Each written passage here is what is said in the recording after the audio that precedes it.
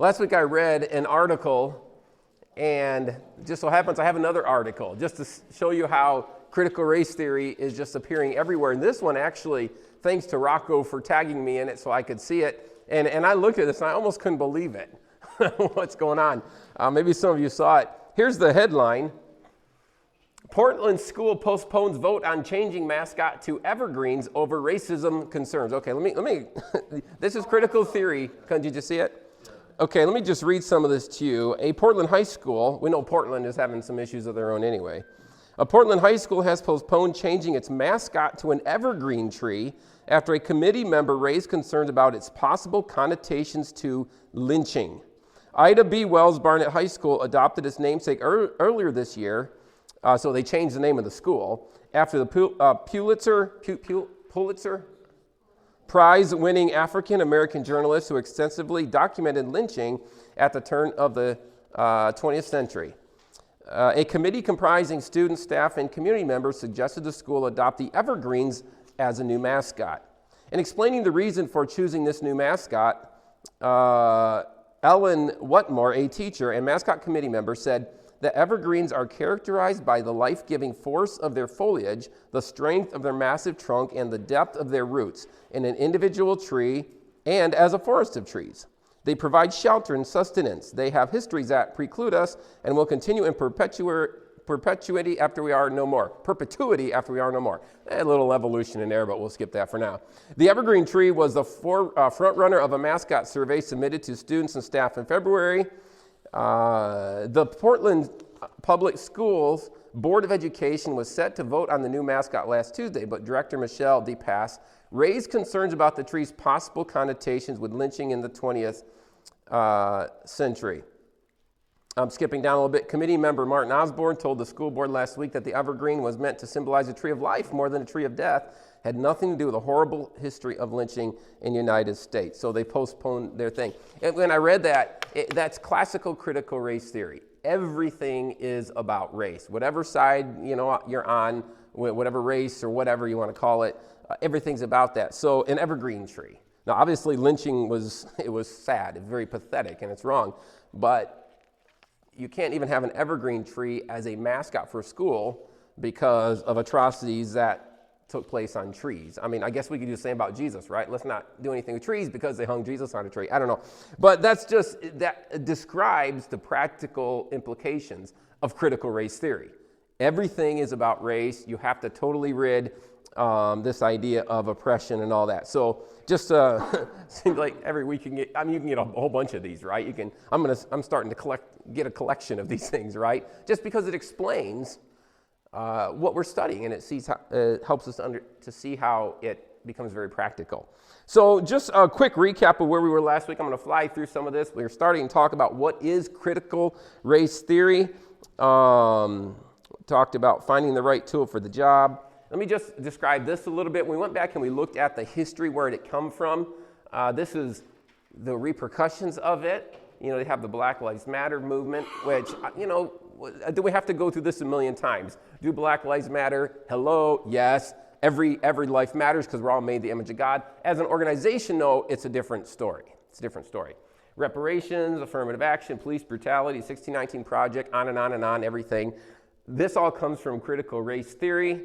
Where does critical race theory come from? It's the child of critical theory, which is the child of Karl Marx and Marxism. So if you missed all that and don't know what we're all talking about all there, have to go back and watch the video. I put it on my YouTube channel from last week. We'll go through this a lot more. So Karl Marx, he came up with the ideas his followers made into critical theory. When critical theory is about race, it's critical race theory, which comes up to everything that we're seeing now. Nice little picture of Karl Marx. Here's the idea of what Marxism is. It's the oppressor against the oppressed. For him, it was economics, the rich against the poor. The bourgeoisie, that's the middle class who were owning the companies that the proletariat were working for. So they're getting rich off the backs of them. Marx said, you can't have this. Everything's supposed to be equal, right? And you're supposed to have equal outcome rather than equal opportunity. And so the oppressed job was to overtake the oppressors, which then will put the oppressors be the oppressed. And then so this is an ongoing social struggle forever. That's what Marx was, that was his view of this. So his followers then founded the Frankfurt School there and came up with critical theory, which is pretty much that idea that you need to critique society and figure out what all the social problems are and try to fix them. That's what they do, but generally it's focused on the oppressor versus oppressed. Important word here, hegemonic power. When we talk about oppressor versus oppressed, it does not mean that somebody is literally oppressing somebody else. Like, you work for me, you work in my sweatshop. No, it just means it's groups, okay? In America, as we talked about, you know, the oppressor are the white, male, healthy, heterosexual, Christian. You know, if you have all those, you're like the worst oppressor. If you have all those but one, you're not quite as bad of an oppressor, you know, and on it goes like that. So you don't have to ever actually do anything to anybody. You just have to be in that group, and you're the bad guy. That's what hegemonic power is. It's just the idea of it's in society, and you really can't do a lot about it. Just skipping down here a little bit. The advantages of the oppressor group are unavailable to the oppressed group. We're talking about the definitions here. What does privilege mean? We talked about intersectionality. That's how many of those oppressor intersections you have. Like, I'm like the worst person in the world, okay? Because I'm white, I'm, well, some of you agree, you know, but that's beside the point. A white, healthy, Christian, you know, I got all of them, right? And so I don't have any points of intersectionality. But if I was Asian, well, there's a point of intersectionality I would have. If I was a woman and an Asian, that's 2 points of intersectionality. That's how it works. So every intersection, everything I have that makes me not a white, heterosexual, Christian, healthy, you know, male, whatever, any point that's not that buys me some favor in a sense as a more and more oppressed person. So that's what intersectionality is all about. So here we go. We talk about critical theory and all this. I don't want to get into all this because you were here, most of you were here last week. A standpoint epistemology, remember what this means? This just means you can't see something from the vantage point of another group unless you're in that group. So the example that we had was man cannot have an opinion on abortion because we can't have babies. So we have no right to have an opinion on abortion. We don't know what it's like to have babies, and so therefore our opinion doesn't count. It doesn't matter if you have no medical experience, but you're a woman, and I have many, many medical doctorate degrees. It doesn't matter because I'm not a woman. I can't understand it. See, it doesn't deal in facts and truth. It deals in emotions and oppression. This is where the problem with all this is critical theory, but that's specifically called standpoint epistemology or standpoint theory, okay? This is a study of things that we know. That's the big philosophical term there. And we talked about no uterus, no opinion. Doesn't matter what you think if you're not a woman, right? As far as abortion goes. So we went back to that. Okay, is this about where we ended? Where did we end? I think we're on no one has anything filled out on the back side, right? We didn't hit that? Yes, no? Okay. So, page 2, Paul Harvey, right? Now, page 2. And it's time for a commercial, right? It's always at top of page 2, it's time for a commercial. So, what exactly is critical race theory? It's basically critical theory about race. Critical theory is oppressor versus oppressed. Some people are the oppressed groups. Not that you ever oppressed anybody, but you're just in a group. Critical race theory is when it all has to do with race. Okay, so it's really a subset of critical theory where it's all about whatever color you are. And the way it's looked at now is if you're oppressed, or if you're an oppressor, you're a white person. What you do and how you treat people matters nothing. It's the fact that it's your color. Oppressed, you know, we hear a lot of times with black, or the term is people of color, or it's Asian. We hear a lot about Asians lately in the news, right? It's Asians are kind of rising to the surface as far as an oppressed group that you're hearing a lot about. Hispanic, Yankee, I mean, whatever. Hey, there's a point against me. A lot of people don't like Yankees, and I'm a Yankee, so maybe I do have a point of intersectionality just because we talk right. Anyway, never mind. So, definitions. I threw that out there for you, Christy.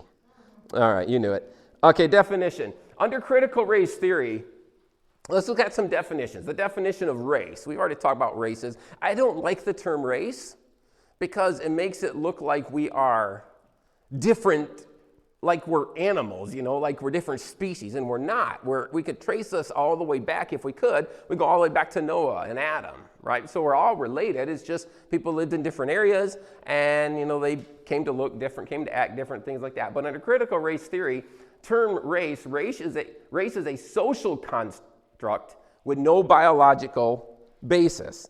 To a degree, yeah, I agree. We look at people of another color. If they're enough of another color, then we say, oh, that's of a different race. Now, where is that line, right? If, like I've said before, I have several different nationalities in me. Just so happens that the nationalities that are in me have whiter skin, right? But what if I was 50% Hispanic or something, maybe be a little bit darker than I am now? At what point am I another race? See, this doesn't make any sense. It's just people have different skin colors and all that. And so I agree with that to a degree, but with critical race theory, it's more of a racist statement more, where we've just made up this thing where some races are better than others. Or as we'll see here in a little bit, that one so-called race is the norm for humanity, and any deviation from that is wrong. That kind of a thing, okay? So it goes further than that. We talk about Acts 17:26. He has made from one blood every nation of men to dwell on the face of all the earth, and has determined their pre-appointed times and the boundaries of their dwellings. So we know he made of one blood everybody.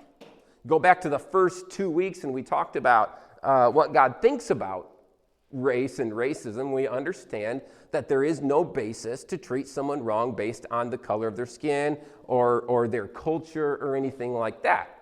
If you have feelings of contempt to someone because of the color of their skin or from the culture or from their history, that is a sin.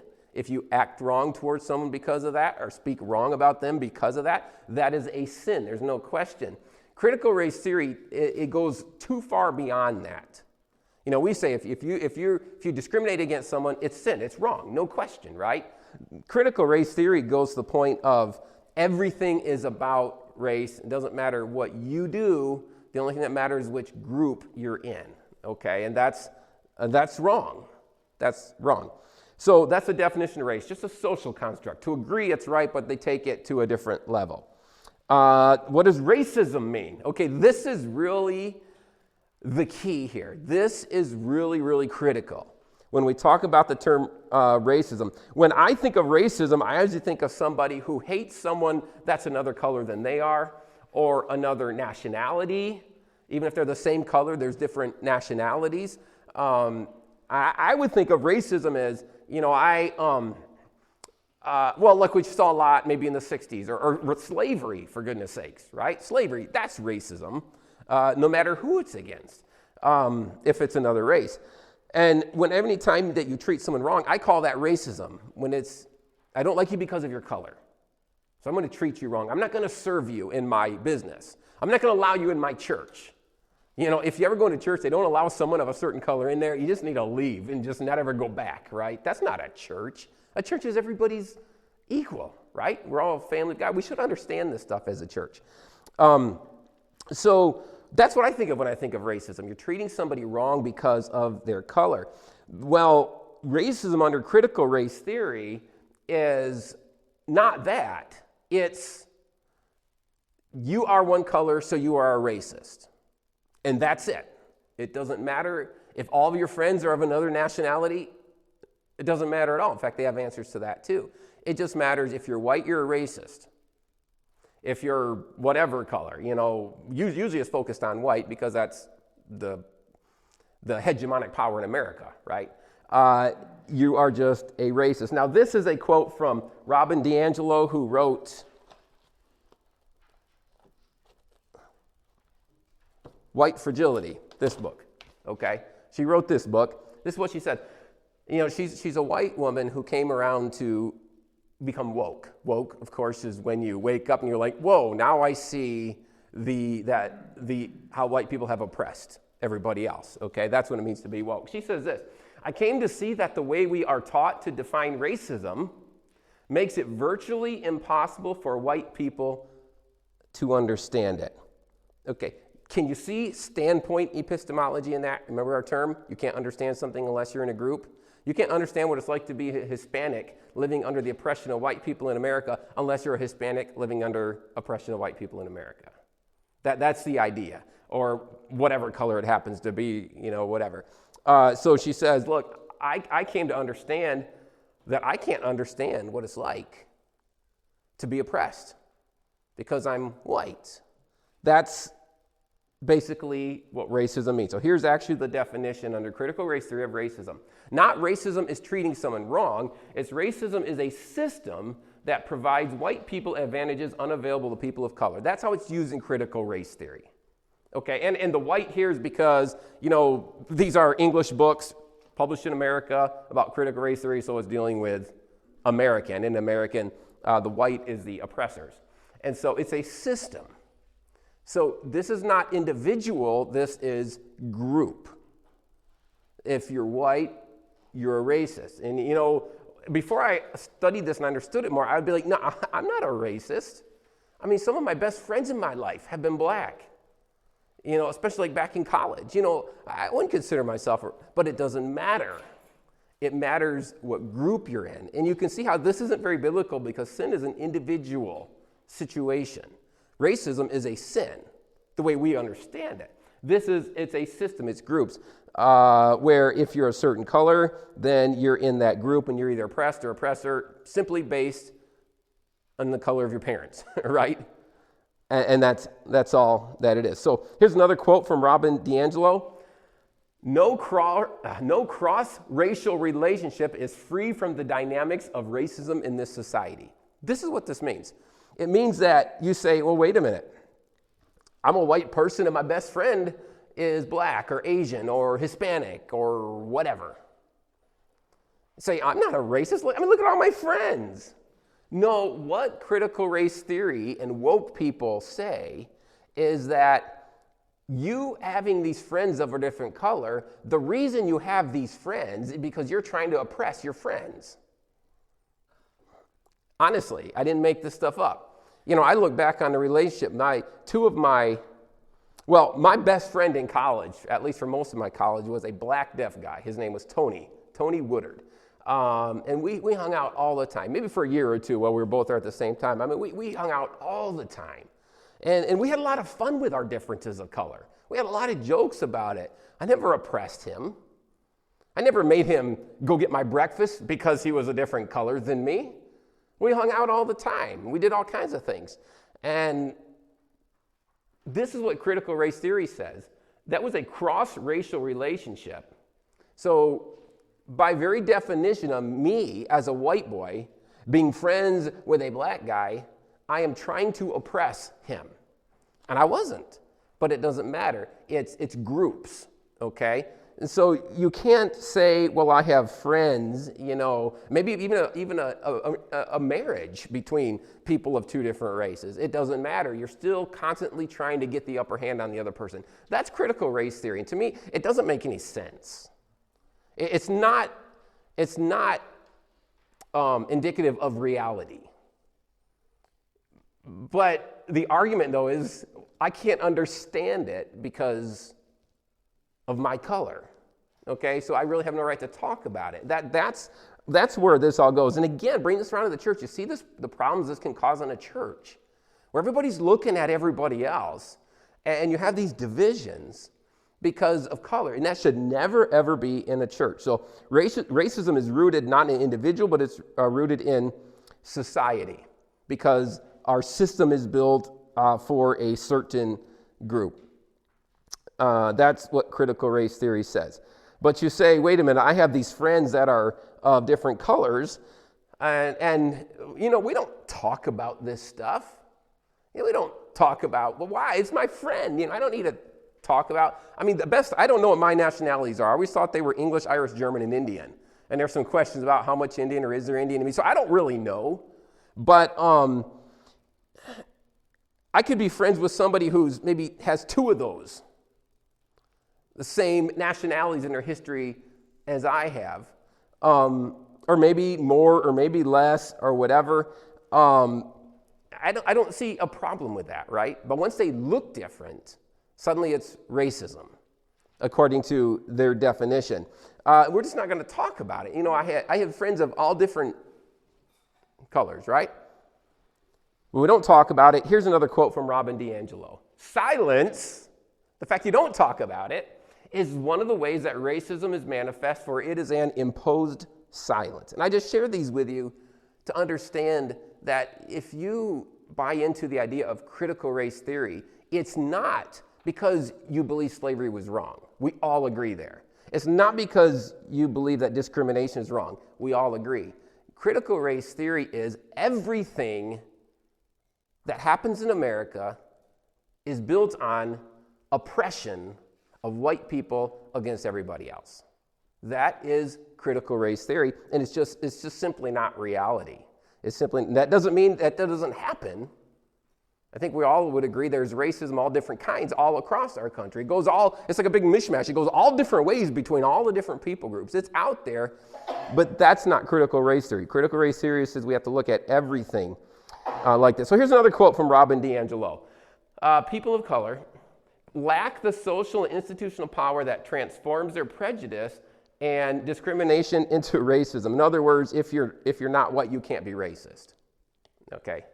You can't be. Only white people can be racist. That's what critical race theory teaches. So according to critical race theory, racism, which is white oppressing everybody else, is not necessarily an aberration to our culture, but it is the fabric of our culture. American society is built on racism, according to critical race theory. That is what American society is. I was thinking about how to illustrate this today, and I thought about water. Everyone knows water, right? 2 atoms of hydrogen, 1 atom of oxygen makes 1 molecule of water, H2O. If we were to remove the 1 atom, of oxygen, what do we have? We have 2 atoms of hydrogen. Oh, we don't have water anymore. We've removed a necessary component, so we have no more water. Now let's take this idea and say this is American society. This is racism, oppression. If we take that out, what do we have? No more American society. The idea is you need all 3 of these, 1 oxygen, 2 hydrogens to make water, or you don't have water. If you don't have racism, you don't have American society. If you take it out of it, it's gone. In other words, you can't fix it. You can't fix American society by removing racism, or everything crumbles. You have no more society. The way to fix it is to decimate all of society and rebuild it on the equality of Marxism. That is the critical theory way of fixing the problems. Can you see a problem with this? Can you see it happening in our society? Yes, it's all over. We have to dismantle American society. We have to get rid of it. We have to tear it down and rebuild it on equality. Not really equality, but equity. Remember the difference? Equality is we're all equal because we are. Equity is everybody gets the same in the end. And that's whether you're dealing with race or whether you're dealing with finances or whatever, any kind of, thing. Everybody has to have the same thing, which is socialism, and how well does that work? If you've ever been to a socialist country, it just doesn't work. I mean, that's just the reality. You just look at it, observe it. It just doesn't work. That you have to destroy the American system, and then you have to rebuild it. That's the only way, because you can't just pull racism out of it and replace it with something. Once you pull out, it's gone. So you have to totally get rid of it and totally restart with something else. Racism is like the spring that feeds a pond, okay? If it's just in our society. according to critical race theory. So we have to destroy American society and we have to rebuild it, which is, I'm going to talk about this a little bit more here after a while, but the 1619 Project, are you familiar with that? We'll talk about it here down the line. The 1619 Project is basically teaching people that racism is what started the American society. Slavery. Slavery is what started American society. Everything in the country, evergreen trees, right? Everything is brought back to discrimination, to slavery, to racism. We have the Great Reset. I think Clark brought that up last week, very quickly at the end. The Great Reset, which is basically an ambitious desire to reset the whole world economy, right? If you haven't done any research on the Great Reset, I just read a little bit about it. Just read a little bit about it, get an idea. Nobody really knows. It's kind of one of these, things. Is who has the authority to reset everything? But it's the idea of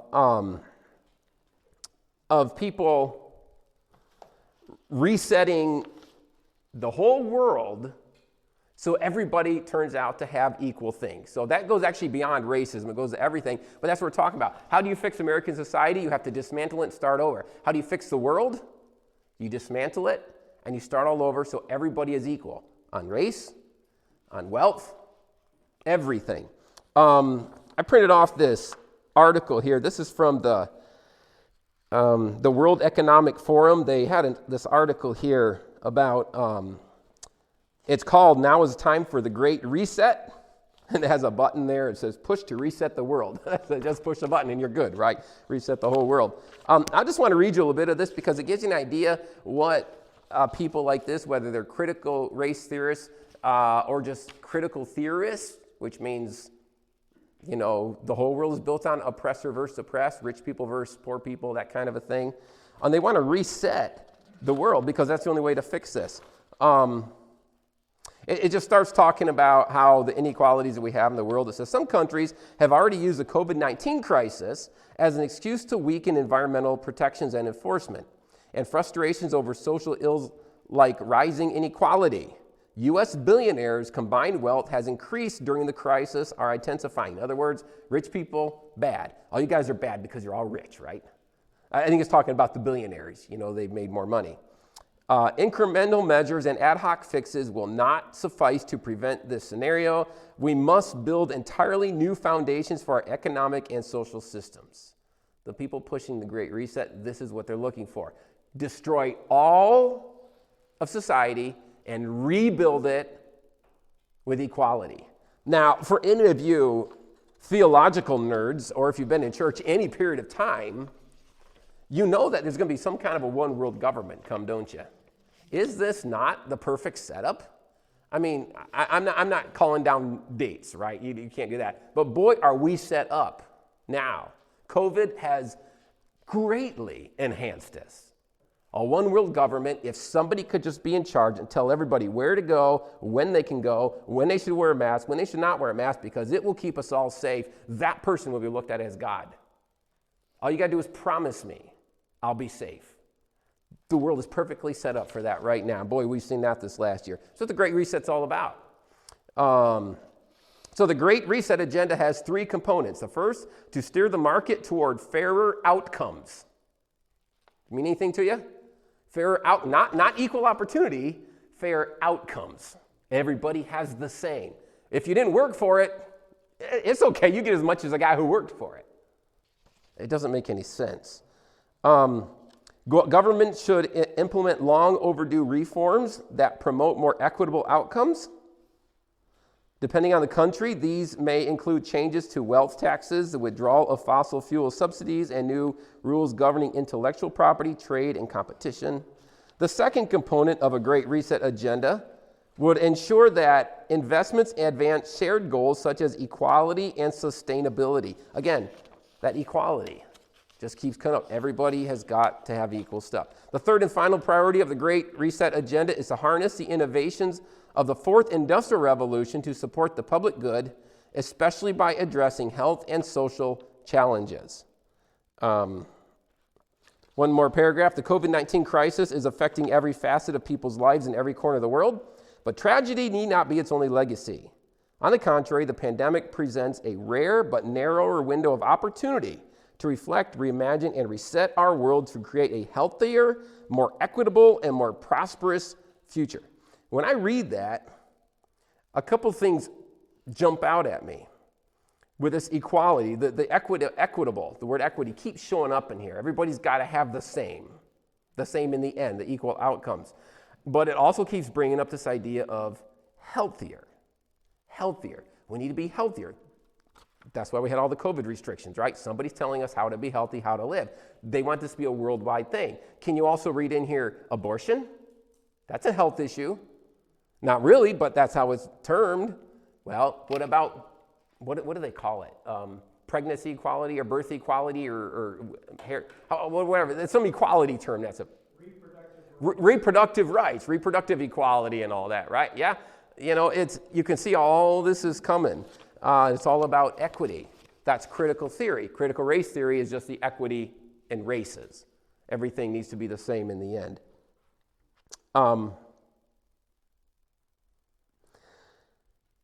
So obviously that's socialism, which we know doesn't work by observation. This is what really concerns me about that. So get an idea of this whole Great Reset thing. Okay, we need to tear down society. We need to rebuild it. We need to make sure everybody's healthy, according to our definition, which brings up this whole idea of the vaccines.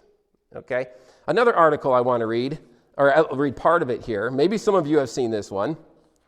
And this was really concerning to me. I think Lori pointed this one out to me. The title, here it is right here. Vaccine skepticism runs deep among white evangelicals in U.S. And there's a picture of J.D. Greer, the president of the Southern Baptist Convention, getting his COVID shot. And some people were like, now to go into his church, the Summit Church, am I going to have a COVID card or whatever? I mean, that was kind of ridiculous, right? And so the point isn't whether you should have the shot, okay? That's not my discussion at all. And I know a lot of you would have it, some of you probably didn't. It doesn't matter. What concerns me about this article is when you read it, it is pointing the finger at specifically white evangelicals because according to their polls, percentage-wise across the board, the ones who are most anti-vaccine are white evangelicals, okay? And so the pastors need to be promoting this from the pulpit and that kind of thing. I'm not going to promote a vaccine from the pulpit. That's not what I do. That's not my job, but that's what they want to do, right? And the point of the article is basically that you know who's killing people in America? It's the white evangelicals. Because they have the highest percentage of people who say, no, I don't want to take the vaccine, you know, whether it's because they don't trust it or whether it's because, you know, the abortion connection that's there, whatever the point is, right? And again, this isn't a pro or con. It's just simply, they say the highest percentage of people that are against the vaccine are white evangelicals. And so when you look at this article, I don't want to read the whole thing here. Let me just read this. This is from a quote from Curtis Chang, who is a former pastor and missionary. He says, the pathway to ending the pandemic runs through the evangelical church. With white evangelicals comprising an estimated 20% of the U.S. population, resistance to vaccination by half of them would seriously hamper efforts to achieve herd immunity. Later on, Russell Moore, the president of the ERLC, did I say that right? ERLC or ELRC? ERLC, of the Southern Baptist Convention. He expressed hope that SBC pastors would provide wise counsel to their congregations if members raised questions about vaccination. So there's a lot of article there, but the simple point is, because many white evangelicals, which is the term they use, say, I'm not interested in the vaccine, I'm not going to push the vaccine, the world is looking at white evangelicals, or evangelicals as a whole, and looking at us as the people who are keeping COVID from going away. Now, okay, true or not is not the point. I think it's untrue, but I know a lot of white evangelicals that are getting COVID shot, but that's their view, okay? Now, what happens when we come to the point where COVID is still going on, people understand that the greatest number of people who are not getting vaccinated are evangelicals. Now we have this health crisis caused by evangelicals. What is the government going to do? They're not going to sit back and say, well, they have religious liberty, they can do what they want. I mean, I can see where, I feel more confident saying that I can see where things are going because I've been around long enough to see how these prophecies we made are coming true. Can you see them coming in and shutting down churches? Oh, these white evangelical churches. And I say white, it's because that's the term they use. These evangelical churches, there's so many people in there that aren't vaccinated, so we can't let them meet because they're hurting society. Come to church one morning, there's a chain on the church door. Why? Because you haven't proved that most of your people are vaccinated. Again, it's a point about the vaccination. It's a point about finding anything about evangelical churches like us that don't fit in to the accepted narrative of the world. In this case, it happens to be health. People will do anything for their health. I will give up everything, just keep me safe. I've seen America lose. I've told the story many times when I was coming back from Russia. I think it was maybe after I got married, Lori and I went. I don't remember if you were there at this time, but I remember flying out of Krasnodar, the town I was in, and on Aeroflot, the Russian airline. And we went in there, and my friend that was dropping us off, a Russian, could not go with me to wait on the airplane. He had to drop me off at the front gate. I had to go back, check in, and I had to sit there by myself. And I remember thinking, I'm so glad that in America, our friend can go all the way to the gate with us and sit and wait on the plane. Can you do that now? No. Why not? 9/11, safety. They will promise you safety, and we will do anything if government will promise us safety. Well, what if they come in and they say, everyone has to have the COVID vaccine? Or, you're not contributing to the health of society because you preach against abortion. You're not contributing to the narrative of society because you preach against homosexuality. You see how close we are to actually them coming in and shutting things down? 20, 30 years ago, I would think that, and I always heard it even as a kid, and I think, maybe my grandkids will have to deal with that. I can see that happening in my lifetime. How fast. I was just talking with, was it Alan? Or David, one of you, we were talking about the slippery slope. It's not a slippery slope anymore, it's a cliff that we're on. It is going so fast. If you don't buy into the narrative, you need to be canceled. You need to be shut down. Whether it's a COVID vaccine or whether it's abortion or homosexuality or men versus women. You don't allow women pastors. You don't think that's biblical. Guess what? You're shut down. It goes on and on and on, right? We as Christians are going to have to decide where do we stand on some of these things. And they're going to come in. So again, that's not a point about the vaccine. It's a point about we are getting a target on our chest as evangelicals because we stand for things. And I don't think it's about the COVID vaccine. I think it's about everything else. And the COVID vaccine is the scapegoat. We got something on the evangelicals now, right? We got something because we found like this percentage of them don't want to get vaccinated. Here's an opportunity to go after those evangelicals. That's what I read when I see that. So not about the vaccine, it's about who we are because we're exclusive. We preach an exclusive message. Exclusive means there's only one way in, that's through faith in Jesus. And that's it. If you don't have that, you're out. And so the world doesn't like us because that's not the narrative. The narrative is anything goes. Progressive Christianity is dangerous. Some of you may have heard, I wasn't even going to talk about this tonight because I actually, in about 3 weeks, I've just finished working on a message I want to preach for this. Have any of you seen that little TikTok video from Brandon Robertson? He called it, Jesus was a racist or something like that. Have you heard that? Talk about Mark chapter 7.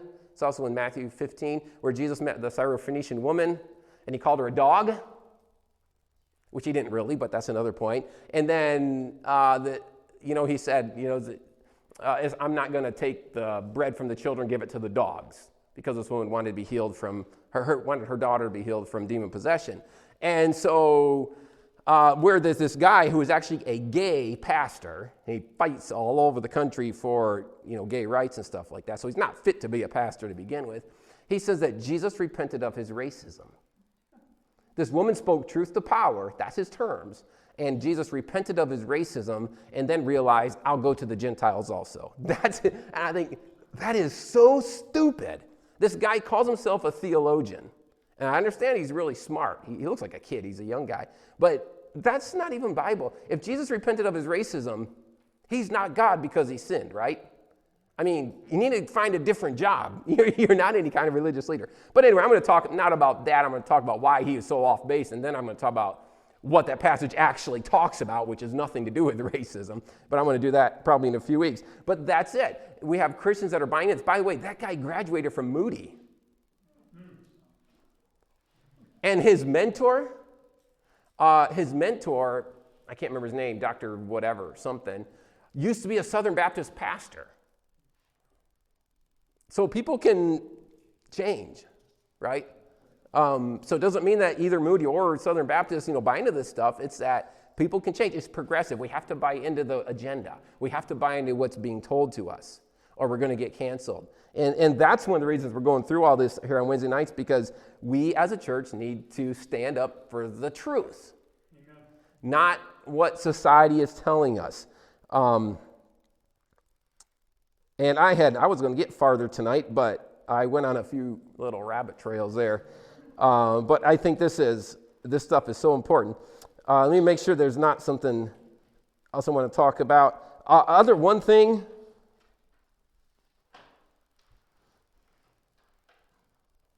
I'm not going to talk about that right now tonight. Maybe we'll wait a little bit here. Any comments or questions? It's almost time to go. Watch the news. In fact, Alan there handed me a newspaper tonight. He's got a couple articles. I'm going to read those about critical race theory. Just watch. When you understand this, you see about what's going on in society. Again, I want to stress, just like we do often, discrimination is a sin. Slavery of any kind is wrong. Hating someone because of who they are, well, for any reason really, is a sin.